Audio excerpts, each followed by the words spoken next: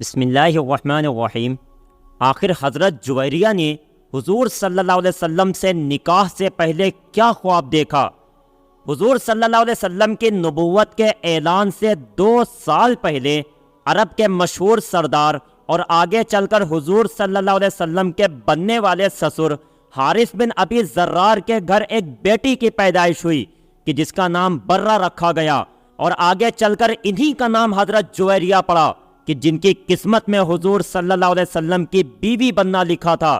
اللہ تعالیٰ نے حضرت جویریہ کو بے حد خوبصورتی عطا فرمائی تھی، جو بھی انہیں دیکھتا حیران رہ جاتا۔ حضرت جویریہ بچپن ہی سے اپنے ماں باپ کی بہت لاڈلی تھیں، وہ جو چیز بھی مانگ لیتی ان کے والد ان کے لیے حاضر کر دیتے۔ دھیرے دھیرے حضرت جویریہ جوانی کی عمر کو پہنچی تو ان کے والد کو اپنی بیٹی کی شادی کی فکر ہونے لگی۔ حضرت جویریہ کے لیے رشتے تو بہت آتے تھے، لیکن والد کی خواہش تھی کہ میں خود بھی سردار ہوں تو میری بچی کی شادی بھی کسی سردار گھرانے میں ہونی چاہیے۔ انہی دنوں ایک روز جب حضرت جویریہ کے والد حارث اپنی بیوی کے ساتھ بیٹھے اپنی لڑکی جویریہ کی شادی کی باتیں کر رہے تھے تو اسی وقت ان کے قبیلے کا سردار صفوان آ گیا، اور اس نے حارث سے ان کی بیٹی جویریہ کا رشتہ اپنے لڑکے مصافے کے ساتھ مانگ لیا۔ حضرت جویریہ کے والد اس پیشکش پر بہت خوش ہوئے اور انہوں نے فوراً یہ رشتہ قبول کر لیا، اور پھر جلد ہی حضرت جویریہ اور مصافے کی شادی ہو گئی۔ کچھ دنوں تک تو یہ دونوں بہت خوش ہو کر زندگی گزارتے رہے، مگر ایک رات اچانک حضرت جویریہ نے خواب دیکھا کہ کعبہ کی طرف سے چاند نکلا اور وہ چلتا ہوا ان کے قریب آیا اور پھر ان کی گود میں اتر گیا۔ حضرت جویریہ نے جیسے ہی یہ خواب دیکھا تو گھبرا کر اٹھ بیٹھی اور سوچنے لگی کہ آخر اس خواب کا مطلب کیا ہے۔ حضرت جویریہ کو اچھی طرح پتا تھا کہ اس وقت مکہ کے اندر محمد صلی اللہ علیہ وسلم کا دین عروج پر ہے اور روزانہ لوگوں کی ایک بڑی تعداد ان پر ایمان لا رہی ہے، تو وہ بیٹھ کر سوچنے لگی کہ کیا اس چاند سے مراد محمد صلی اللہ علیہ وسلم ہے؟ یہ خیال آتے حضرت جویریہ نے اگلے ہی پل خود کو جھٹکا دیا اور کہنے لگی کہ ارے نہیں، ایسا ہرگز نہیں ہو سکتا، کیونکہ میرا شوہر اور میرے باپ تو محمد کے سب سے بڑے دشمن ہیں، وہ تو ان کا نام لینا بھی پسند نہیں کرتے، ہمارے گھر میں تو ہر وقت ان کی برائی ہوتی رہتی ہے، تو اس چاند سے وہ مراد نہیں ہو سکتے۔ یہی ساری باتیں سوچ کر حضرت جویریہ نے اس وقت تو اپنے دل کو دلاسا دے دیا، لیکن اس خواب کے بعد اکثر ان کے اندر ایک الجھن سی رہتی۔ جب اگلی صبح وہ سو کر اٹھی تو ان کا چہرہ خوشی سے چمک رہا تھا، کیونکہ حضرت جویریہ کو بھی کہیں نہ کہیں اس بات کا یقین تھا کہ اس چاند سے مراد حضور صلی اللہ علیہ وسلم ہی ہیں، اور ایک نہ ایک دن میری قسمت بھی بدلے گی۔ جب حضرت جویریہ کے شوہر نے ان کے چہرے پر خوشی کے آثار دیکھیں تو پوچھنے لگے کہ اے برہ، آخر آج تم اتنا زیادہ خوش کیوں ہو؟ تو حضرت جویریہ نے اپنے شوہر کو کچھ نہ بتایا اور یوں ہی ادھر ادھر کی باتیں کر کے ٹال دیا۔ وقت گزرتا گیا، حضور صلی اللہ علیہ وسلم مکہ سے ہجرت کر کے مدینہ چلے گئے، جنگ بدر و احد بھی ہوئی، لیکن عرب کے لوگوں کی دشمنی کم نہیں ہو رہی تھی۔ ادھر حضرت جویریہ کے والد حارث بھی حضور صلی اللہ علیہ وسلم کے ساتھ جنگ لڑنے کی تیاری کرنے لگے۔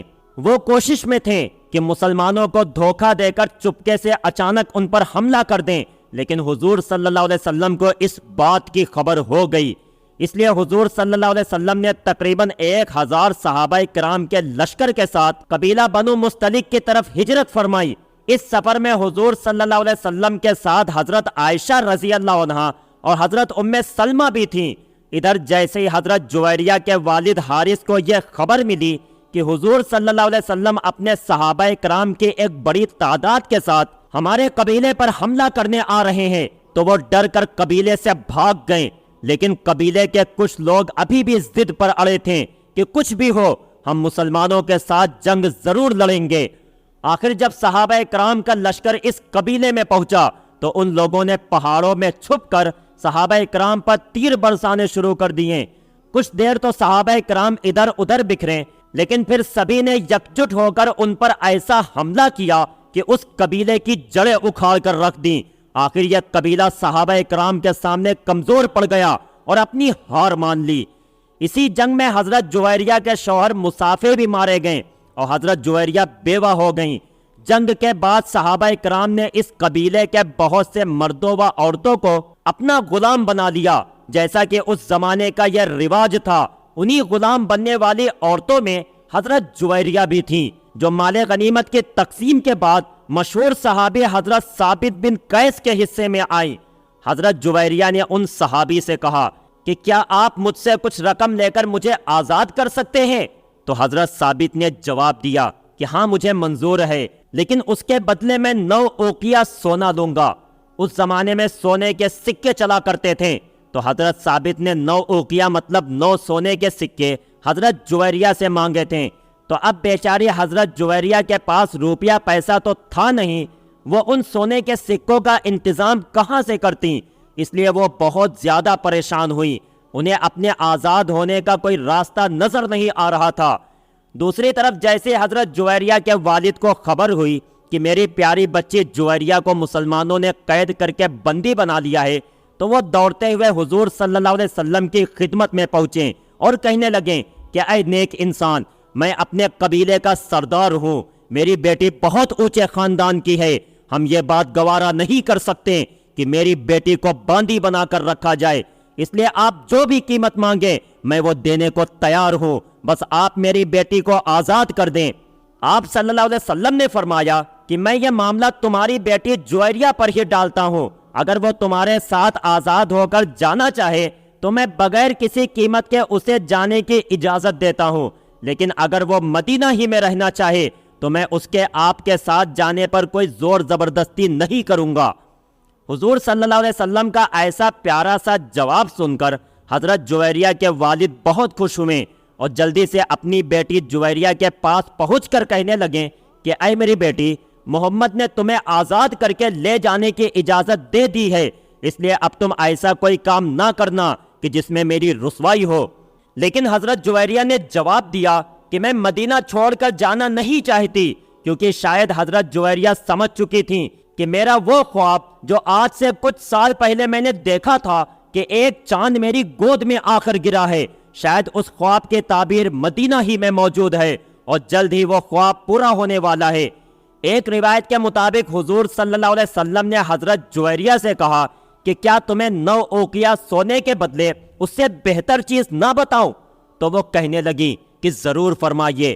تو حضور صلی اللہ علیہ وسلم نے کہا کہ میں تمہارا 9 اوقیہ سونے کا قرض ادا کر کے تم سے نکاح کر لوں۔ یہ سنتے حضرت جویریہ بے حد خوش ہوئیں اور انہیں یقین ہو گیا کہ میرا وہ خواب بالکل سچ تھا، اور خواب میں اس چاند سے مراد حضور صلی اللہ علیہ وسلم ہی تھے۔ اور پھر حضور صلی اللہ علیہ وسلم نے حضرت جویریہ سے نکاح فرما دیا، اور وہ ان قسمت والی عورتوں میں شامل ہو گئیں کہ جنہیں دنیا و آخرت ہر جگہ کی کامیابی نصیب ہوئی۔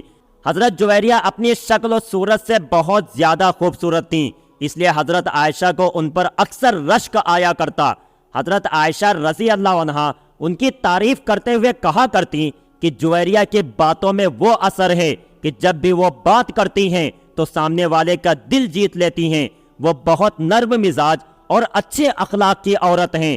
حضور صلی اللہ علیہ وسلم بھی حضرت جویریہ سے بہت محبت کرتے تھے، لیکن حضور صلی اللہ علیہ وسلم کو سب سے زیادہ محبت حضرت عائشہ ہی سے تھی، کیونکہ اللہ نے حضرت عائشہ کو جن جن خوبیوں سے نوازا تھا وہ دوسری کسی بھی حضور صلی اللہ علیہ وسلم کی بیوی میں موجود نہیں تھیں، اور حضرت عائشہ کے ذریعے اللہ نے اسلام کی وہ خدمتیں لیں کہ جو قیامت تک تمام مسلمانوں کو فائدہ دیتی رہیں گی۔ حضرت جویریہ تقریباً 70 سال زندہ رہیں، اور حضور صلی اللہ علیہ وسلم کی وفات کے 46 سال بعد مدینہ ہی میں ان کی وفات ہوئی، اور مدینہ کے گورنر مروان نے ان کی نماز جنازہ پڑھائی۔ اللہ تعالی ہمیں بھی ان نیک لوگوں کے قدموں میں جگہ عطا فرمائے۔ پیارے دوستو، امید کرتا ہوں کہ آج کی یہ پیاری سی ویڈیو آپ کو بہت پسند آئی ہوگی۔ ویڈیو پسند آئی ہو تو لائک کر کے چینل کو ضرور سبسکرائب کر لیں، اور جاتے جاتے ایک پیارا سا کمنٹ کر کے ضرور بتانا کہ آپ کو یہ ویڈیو کیسی لگی۔ السلام علیکم۔ پیارے دوستو، آپ کو تو اچھی طرح پتہ ہے کہ اس وقت ہندوستان میں مسلمانوں کے حالات بہت زیادہ خراب ہیں، انہیں نوکریوں سے نکالا جا رہا ہے، مسلمانوں کے بچے ہوٹلوں میں کام کر کے اپنا فیوچر برباد کر رہے ہیں۔ اس لیے اب ہمیں اپنے اندر تھوڑی سی بیداری لانی چاہیے اور پیسے کمانے کے کچھ ایسے طریقے اختیار کرنا چاہیے کہ جن کے ذریعے ہم گھر بیٹھ کر صرف 1-2 گھنٹہ کام کر کے مہینے کے لاکھوں روپے کما سکتے ہیں۔ یہ سن کر آپ کو حیرانی ہو رہی ہوگی کہ کیا کوئی انسان گھر میں بیٹھ کر بھی پیسے کما سکتا ہے؟ تو ہاں دوستو، یہ حقیقت ہے، ہم گھر بیٹھ کر بھی لاکھوں روپے مہینہ کما سکتے ہیں۔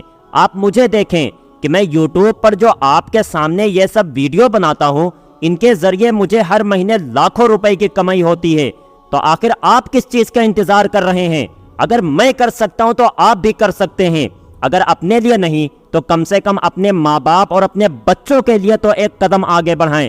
انشاءاللہ آپ کے سچے جذبے کی بنیاد پر اللہ تعالیٰ آپ کو کامیابی ضرور عطا فرمائے گا، کیونکہ آپ بھی دل کے اخلاص کے ساتھ یہی چاہتے ہیں کہ پیسے کما کر اپنے ماں باپ اور بچوں کے لیے سہارا بنیں۔ اس لیے دوستو، اپنے اندر ایک بیداری پیدا کریں۔